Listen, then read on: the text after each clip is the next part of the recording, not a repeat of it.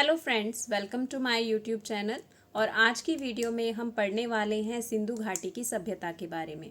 हमने प्रागैतिहासिक काल को डिटेल से पढ़ लिया। अब नेक्स्ट जो काल आता है दैट इज आद्य ऐतिहासिक काल। आद्य ऐतिहासिक काल एक ऐसा काल था जिस काल की सभ्यताओं के बारे में हमें जो जानकारी मिलती है वो वहाँ की पुरातात्विक अवशेषों से ही मिलती है। उस समय में कोई लिपि लिखी गई थी परंतु अभी तक उस लिपि को पढ़ा नहीं गया है। ठीक है, तो सिंधु घाटी की सभ्यता उन्हीं सभ्यताओं में से एक है। विश्व में इसी काल में कुछ और सभ्यताएं भी फल फूल रही थी। उन प्रमुख सभ्यताओं में से कुछ मुख्य हैं।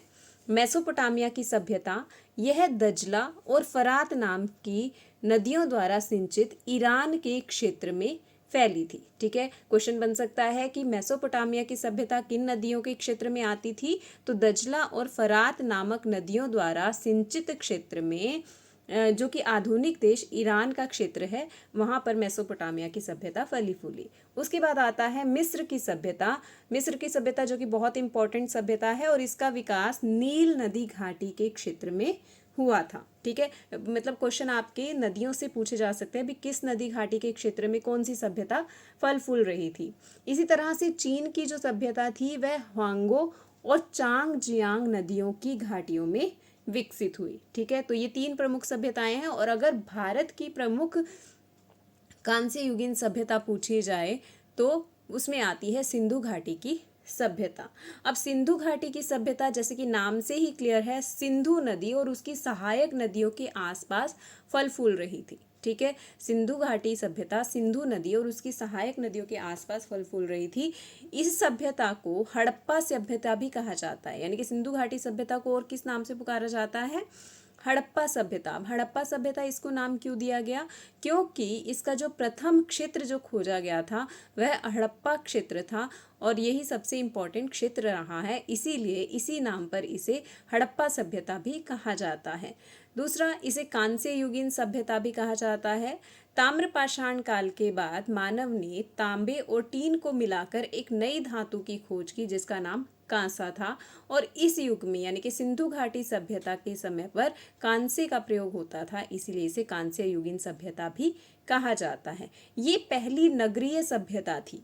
ठीक है, इससे पहले जो सभ्यता विकसित हुई जो ताम्रपाषाण काल में वह ग्रामीण सभ्यता थी।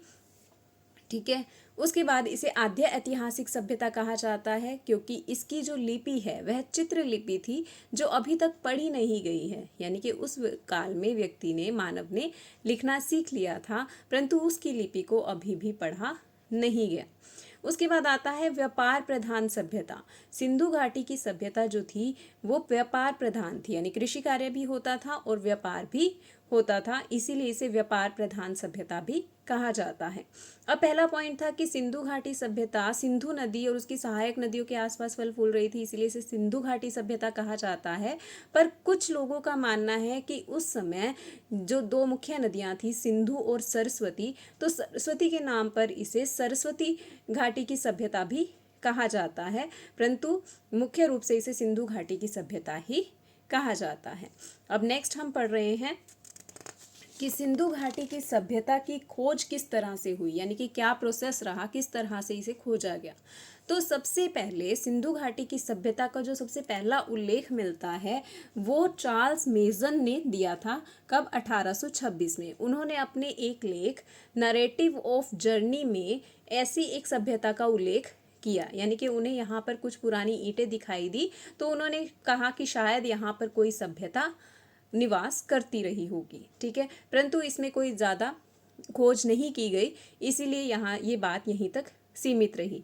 उसके बाद 1853 से लेकर 1856 के बीच भारत में रेलवे लाइन बिछाने का कार्य शुरू किया गया और इसी समय 1856 के आसपास जब कराची से लाहौर के बीच रेलवे लाइन बिछाई गई तो ब्रंटन बंधुओं, जिनमें दोनों ब्रंटन बंधु दोनों भाई थे, जेम्स ब्रंटन और विलियम ब्रंटन ने इस सभ्यता की ईंटें मिली, यानी कि रेलवे लाइन बिछाई जा रही थी तो उन्होंने देखा कि वहाँ से जहाँ खुदाई की जा रही है वहाँ से कोई पुरानी ईंटें निकल कर आ रही हैं, तो उन्हें भी लगा कि यहाँ पर कोई सभ्यता ज़रूर ही निवास करती रही होगी, परंतु इस बात को भी ज़्यादा ध्यान नहीं दिया गया।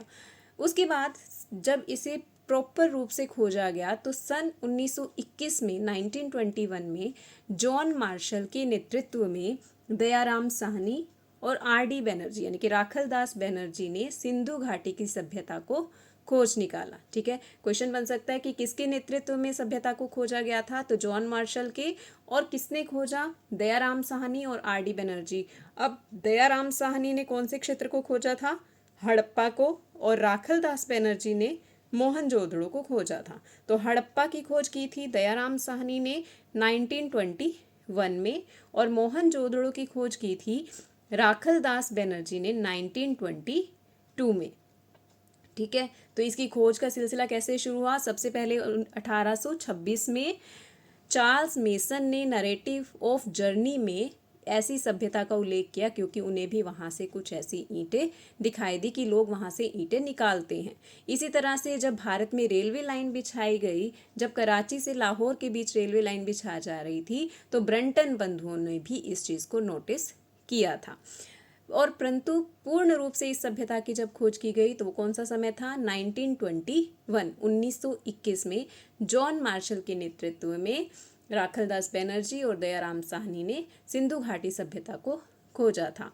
हड़प्पा की खोज दयाराम साहनी ने की थी और मोहनजोदड़ो की खोज राखल दास बनर्जी ने की थी। तो क्वेश्चन बन सकता है कि सबसे पहला स्थल कौन सा खोजा गया था, हड़प्पा। ठीक है, दयाराम साहनी ने और 1921 में। अब तब से लेकर सन 1947 तक लगभग भारत में 40 ऐसे स्थल खोजे जा चुके थे जो कि इस सभ्यता से संबंध रखते थे। ठीक है, और अब तक यानी कि तब से लेकर अब तक लगभग 1500 ऐसे स्थल खोजे गए हैं जो सिंधु घाटी सभ्यता से संबंध रखते हैं, जिसमें से कि भारत में लगभग 900 स्थल, पाकिस्तान में 500 के करीब स्थल और अफगानिस्तान में सिर्फ 2 स्थल खोजे गए हैं। ठीक है, तो 1500 स्थलों में से 900 के करीब भारत में, 500 के करीब पाकिस्तान में और अफगानिस्तान में सिर्फ 2 स्थल खोजे गए हैं। अब इसका काल निर्धारण किस तरह किया गया, अब इस सभ्यता की खोज का जो मेन श्रेय दिया जाता है वो जॉन मार्शल को दिया जाता है। तो जॉन मार्शल ने इस सभ्यता का जो काल है वो कहा है 3250 से लेकर 2750 ईसा पूर्व का समय जॉन मार्शल ने निर्धारित किया है। परंतु डीपी अग्रवाल ने कार्बन डेटिंग के अनुसार 2300 से लेकर 1750 बीसी का काल सिंधु घाटी सभ्यता का काल निर्धारित किया है। ठीक है, तो यहाँ से इंपॉर्टेंट क्वेश्चन बन सकता है कि जॉन मार्शल के अकॉर्डिंग काल क्या था, 3250 से लेकर 2750 ईसा पूर्व, और डीपी अग्रवाल के अनुसार 2300 से लेकर 1750 बीसी ये काल निर्धारित किया गया। कार्बन डेटिंग के अनुसार 2300 से लेकर 1750। अब कार्बन डेटिंग क्या होती है कि उस स्थल से निकले में कार्बन डेटिंग के अनुसार जो पता लगाया जाता है कि यह चीज़ कितनी पुरानी है, उस आधार पर इस सभ्यता का काल यह निर्धारित किया गया है। ठीक है, thank you, have a nice day.